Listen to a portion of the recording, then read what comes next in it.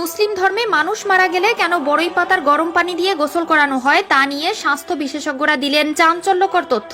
এত গাছের পাতা থাকতে কেন বড়ই গাছের পাতা ব্যবহার করা হয় জানলে অবাক হবেন আপনিও। এবার যেন ইসলাম ধর্মের এক অনন্য দৃষ্টান্ত তুলে ধরেছেন বিজ্ঞানীরা। কেন মৃত ব্যক্তিকে বড়ই পাতার গরম পানিতে গোসল করানো হয় এবং বিজ্ঞানীরা কি তথ্য দিল সেটাই জানবো আজকের আলোচনায়। প্রিয় দর্শক, আপনাদের কাছে একটি প্রশ্ন, কবরে আমাদের কয়টি প্রশ্ন করা হবে? অবশ্যই কমেন্ট করে উত্তর দিবেন আপনি যদি মুসলিম হয়ে থাকেন।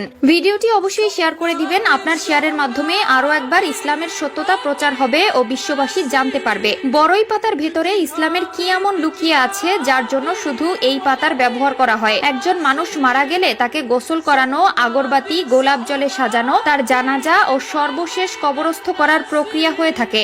এর ভেতরে মানুষের মধ্যে একটি প্রশ্ন থেকে যায়, এত গাছের পাতা থাকতে কেন ইসলাম ধর্মে বড়ই পাতার কথা বলা হয়েছে? কেন মৃত ব্যক্তিকে বড়ই পাতা দিয়ে গোসল করানো হয়? এই পাতার সাথে ইসলামের কি মিল আছে? এবার তাই প্রমাণ করতে আধুনিক বিজ্ঞান চালিয়েছে বিশেষ গবেষণা। বর্তমান আধুনিক বিজ্ঞান এই পদ্ধতির সঙ্গে একমত প্রকাশ করেছে। বিজ্ঞানীরা তাদের গবেষণায় দেখেছে বড়ই পাতায় রয়েছে বেশ কিছু অ্যান্টিসেপটিক গুণাগুণ। বড়ই পাতা পানিতে কিছুক্ষণ ভিজিয়ে রাখলে এক ধরনের আঠালো প্রাকৃতিক নির্যাস পানির সঙ্গে মিশে যায়, যা মানব শরীরকে জীবাণুমুক্ত করতে অ্যান্টিসেপটিক হিসাবে দুর্দান্ত কাজ করে। মুসলিম ব্যক্তিদের মৃত্যুর পর গোসল করিয়ে তারপর কবরে দেওয়া হয়, আর এই গোসলের সময় তাদের বড়ই পাতার পানি দেওয়া পানি দিয়ে গোসল করানো হয়। হাদিসের নির্দেশনা অনুযায়ী মৃত ব্যক্তির গোসলের পানিতে বড়ই পাতা বা কুল পাতা দেওয়া ইসলামী শরীয়ত সম্মত একটি রীতি, কেননা বড়ই পাতা পরিষ্কার পরিচ্ছন্নতার জন্য খুবই কার্যকরী। যদি বড়ই পাতা না পাওয়া যায় তবে সাবান বা এ জাতীয় কিছু ব্যবহার করাই যথেষ্ট। আর বড়ই পাতা মেশানো পানিতে গোসল করানো হলে প্রিয় নবী সাল্লাল্লাহু আলাইহি ওয়াসাল্লামের সুন্নাত আদায় করা হয়। অনেকে আবার এই রীতিকে ওয়াজিব বা আবশ্যক বলে থাকেন, তবে গোসলের পানিতে বড়ই পাতা দেওয়া ওয়াজিব নয়, বরং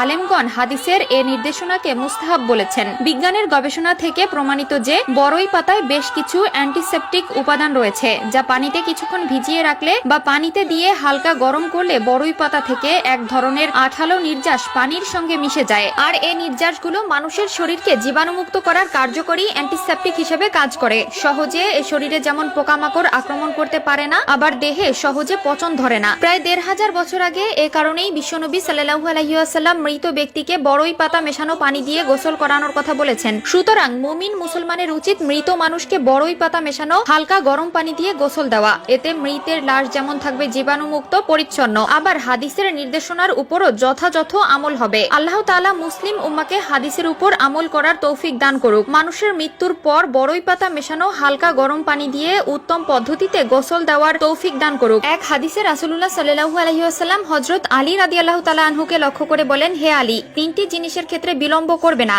1, নামাজের সময় আসবে তখন নামাজ আদায় করা থেকে দেরি করবে না। 2, মৃত ব্যক্তির জানাজা যখন উপস্থিত হবে তখন কাফন দাফন সম্পন্ন করতে দেরি করবে না। 3, কোনো অবিবাহিতা মেয়ের জন্য যখন কোনো উপযুক্ত পাত্র পাবে তখন তাকে পাত্রস্থ করা থেকে বিলম্ব করবে না। তিরমিজি শরীফ।